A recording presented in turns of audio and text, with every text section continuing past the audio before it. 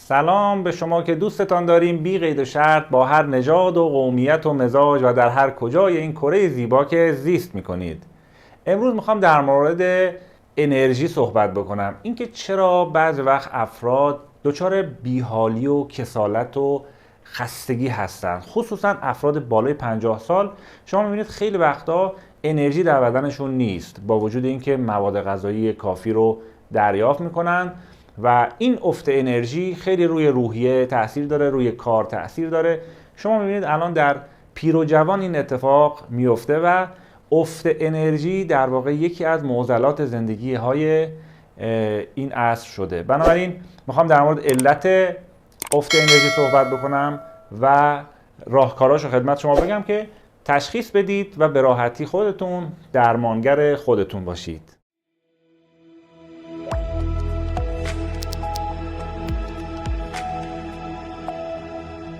عزیزان، انرژی به توانایی انجام کار میگن.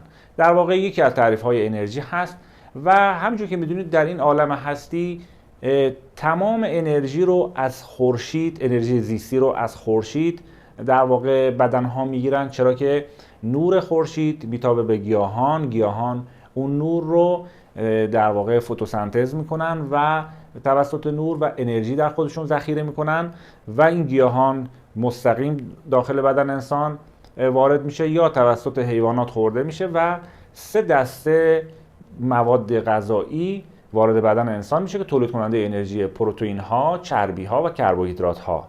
حالا چی میشه که ما این مواد رو به بدنمون میرسونیم ولی باز هم میبینید دچار کسالت هستیم، خستگی و افت انرژی؟ چرا؟ به چند دلیل.